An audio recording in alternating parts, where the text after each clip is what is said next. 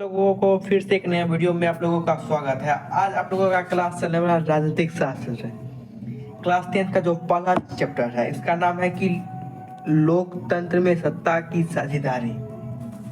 यहाँ से आप इसका परिचय देखते हैं। तो क्या कि लोकतंत्र किसे कहते हैं, इसका परिभाषा जनता द्वारा जनता के लिए और जनता का शासन लोकतंत्र कहलाता है। इसका मतलब हो गया कि आप जैसे लोकतंत्र लिखते हैं यहाँ पे, लोकतंत्र लोक हो गया जनता और तंत्र हो गया शासन। ये जनता और शासन के बीच में अगर काल लगा दीजिएगा तो हो जाएगा जनता का शासन। वही बात है कि जनता के लिए जनता के द्वारा जनता के लिए और जनता का शासन लोकतंत्र कहलाता है। यहाँ से अभी ध्यान ये बात याद रखिएगा। या एक और प्रश्न देखिए, लोकतंत्र वह शासन व्यवस्था है जिसमें देश की सत्ता जनता के हाथ में होती है। जनता अपने प्रतिनिधियों को मतदान द्वारा चुनती है और वही प्रतिनिधि देश का शासन चलाता है। अब ये देखिए कि भारत में एक चीज है कि जो वोट देने का उम्र क्या है, 18 वर्ष है वोट देने का। ये 18 वर्ष के बाद ही आदमी वोट दे सकता है, या महिला या पुरुष। अब उसका एज जब पूछ जाएगा तो वह अपने राज्य को सही से शासन के लिए किसी नेता को चुनेगा। वही हो गया कि देश की सत्ता जनता के हाथों में होती है। यही जो वयस्क जो मानव हो गए, जो व्यक्ति हो, वह किसी को चुनेगा देश को चलाने के लिए, और जनता अपने प्रतिनिधि को वह वोट करेगी उसको कि इसी आदमी को हम जिताएंगे और वह देश को चलाएगा, सही से चुनती है, और वह प्रतिनिधि देश को शासन करता है। अब कि लोकतंत्र में सभी लोगों को समान अधिकार और भागीदारी मिलती है। सी बात है कि लोकतंत्र में सभी आदमी एक समान रहते हैं और इसमें कोई किसी को ऊंचा नीचा जाति नहीं समझा जाता है। हालांकि समाज में जाति, धर्म, भाषा और लिंग जैसी विभिन्नताएं होती है।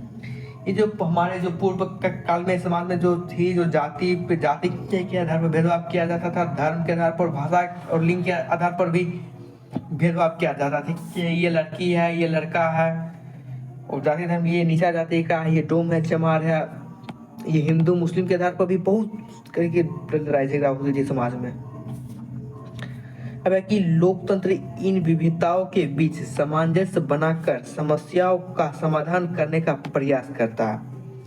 ये जो लोकतंत्र हो गया, जो समाज में जो विविधता है, जो जाति धर्म आधार पर जो इस पर जो लड़ते हैं जो व्यक्ति, उन सबको समझाकर और उस समस्या का समाधान करने का प्रयास करती है। क्या करती है? लोकतंत्र सभी आदमी को समान अधिकार देने की कोशिश करती है।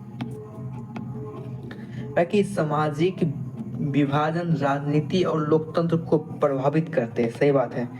समाज अगर दो वर्गों में बढ़ जाएगा तो राजनीतिक भी प्रभाव होगा और लोकतंत्र भी प्रभाव होगा। कि लोकतंत्र का प्रभाव ये होगा कि समाज में जो व्यक्तियों को उन दोनों वर्गों को समान अधिकार नहीं मिलेगा। राजनीतिक में भी नेता एक बगल इधर से वोट मांगेगा, उधर से वोट मांगेगा। वही हो गया कि राजनीतिक में और लोकतंत्र को भी प्रभाव करेगी समाज का विभाजन। कि लोकतंत्र में सत्ता की साझेदारी, पहला पॉइंट है कि लोकतंत्र में सत्ता केवल एक व्यक्ति या समूह के पास नहीं रहती है। इसका मतलब होगा कि लोकतंत्र में जो प्रतिनिधित्व खड़ा होते हैं उसको एक वयस्क व्यक्ति ही चुनता है।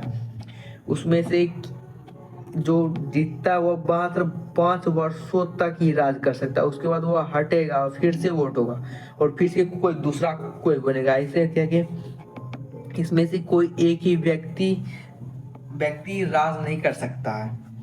कि सत्ता को विभिन्न लोगों, समुदाय और संस्थाओं के बीच बांटा जाता है।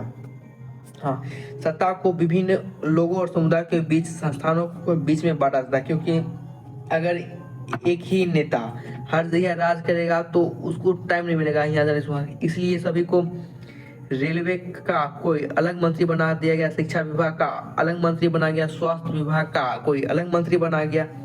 उन सभी को समुदाय और संस्थानों के बीच में बांट दिया जाता है कि आप यहाँ पे राज शासन करिए और मैं यहाँ उधर शासन करूँगा। कि इसमें सभी वर्गों का प्रतिनिधित्व मिलता है और संघर्ष कम होता है। इसका मतलब है कि इसमें जितने भी जाति आते हैं उनका प्रतिनिधित्व समान मिलता है और इनका संघर्ष कम होता है। कि सामाजिक विभाजन का मुख्य कारण, सामाजिक विभाजन का मुख्य कारण जाति है। जो जाति के आधार पर भेदभाव करते हैं समाज में, ये डोम है, मुस्लिम है, चमार है या माधो, जो भी हो। और दूसरा हो गया कि धर्म, हिंदी मुस्लिम। और तीसरा लिंग हो गया, महिला और पुरुष के आधार पर भी समाज में भेदभाव किया जाते थे पहले हैं। वह कि सत्ता की साझेदारी का महत्व, देश में एकता और शांति बनी रहती है। इससे मतलब देश में और एकता और शांति बनी रहेगा तो देश हमारा और भी ज़्यादा विकास करेगा, इससे विकास करेगा। वह कि सभी लोगों को बराबरी का अवसर मिलता है। इसमें सही बात है कि सभी लोगों को समान अधिकार मिलता है। इसमें कोई व्यक्ति के साथ तो भेदभाव नहीं किया जाता है। हमें दूसरा लोकतंत्र मजबूत करता है। लोकतंत्र भी मजबूत करेगा जब ये सत्ता में साझेदारी होगा सही से। जब वहाँ देश का व्यक्ति सभी समान भावना के रहेंगे तभी लोकतंत्र मजबूत होगा।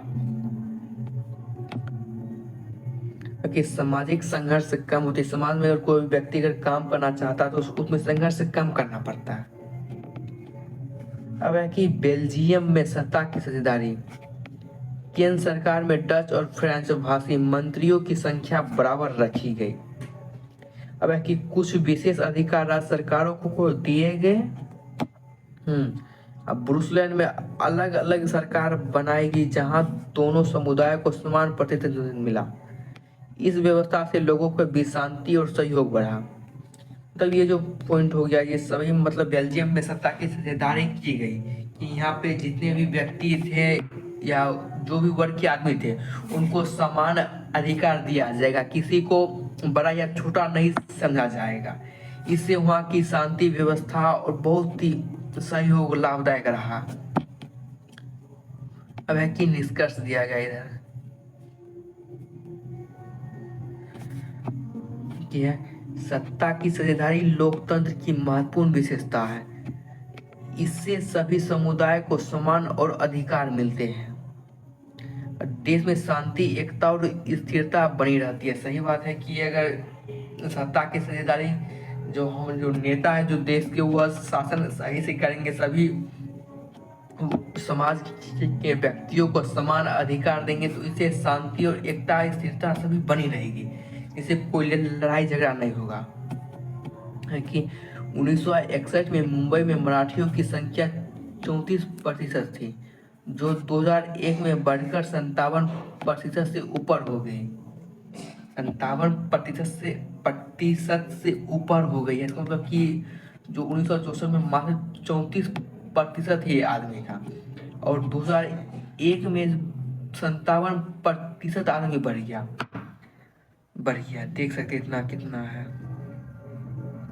अब है कि पॉइंट ये आप ध्यान रखिएगा कि मुंबई आज भी भारत की वित्तीय राजधानी है।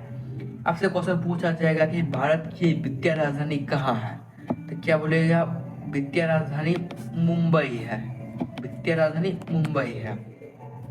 चलिए अब मिलते हैं नेक्स्ट डे में देखेंगे कि भारत में सामाजिक विभाजन का क्या कारण रहा और इसका निष्कर्ष क्या निकला है। ये वीडियो को लाइक, कमेंट, शेयर जरूर करिएगा। आप एक लाइक जरूर दीजिएगा। चलिए tata, bye bye, goodbye, मिलते हैं नेक्स्ट वीडियो।